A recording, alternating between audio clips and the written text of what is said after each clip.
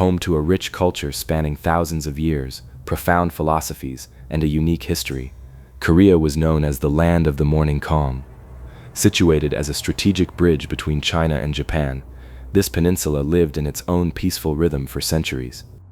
However, in the early 20th century, it became one of the most ruthless targets of rising Japanese imperialism.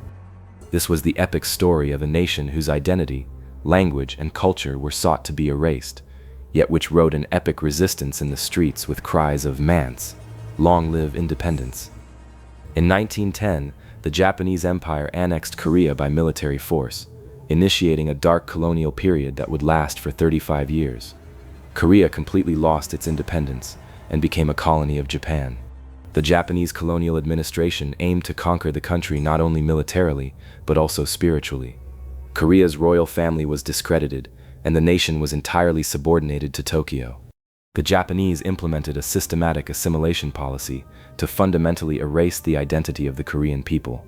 Education in the Korean language was banned, newspapers were shut down, and the population was forced to adopt Japanese names. History textbooks were falsified, and Korea's ancient heritage was plundered. Japan sought to sever Koreans from their culture, turning them into loyal subjects of the emperor. This cultural genocide accumulated a deep fury in the hearts of the people. Seeking to turn the wheels of war, the Japanese Imperial Army forced millions of Korean laborers to work in mines and factories. Hundreds of thousands of young women were driven into slavery as sexual slaves in Japanese military brothels under the euphemism of comfort women's.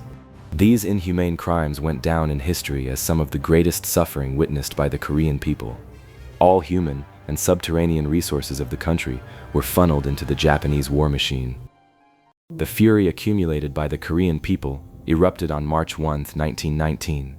With the reading of the Declaration of Independence, millions of Koreans poured into the streets in peaceful demonstrations. Cries of "Man's! Long live Korean independence!" swept across the entire peninsula. The Japanese colonial police and military opened fire on this peaceful crowd, slaughtering thousands and arresting tens of thousands. The March 1 movement was the declaration of the Korean nation's will for independence to the entire world. Following the crackdowns at home, Korean nationalist leaders established the Provisional Government of the Republic of Korea in Shanghai.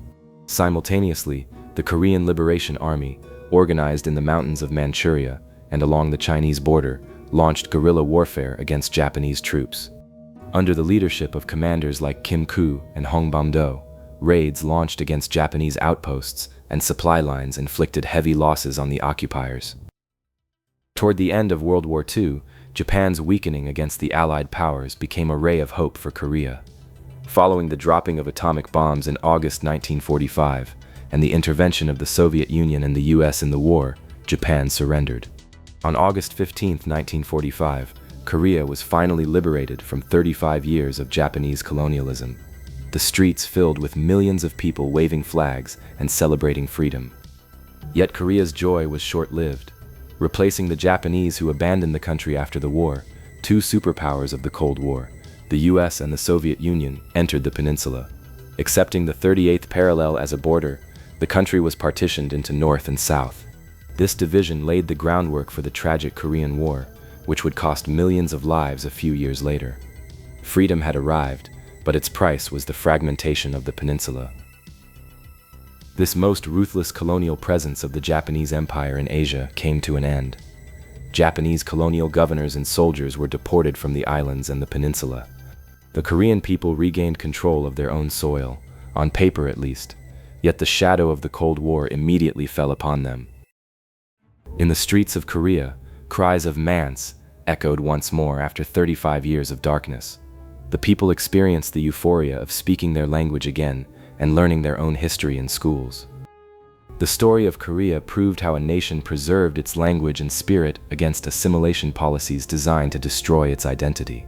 But when we journey to the warm waters of the Caribbean, to that island where the fire of revolution was ignited against both Spanish and American colonialism, Cuba, what epic struggle awaits us? In our next video, we will witness Cuba's history of revolution and independence. Stay tuned.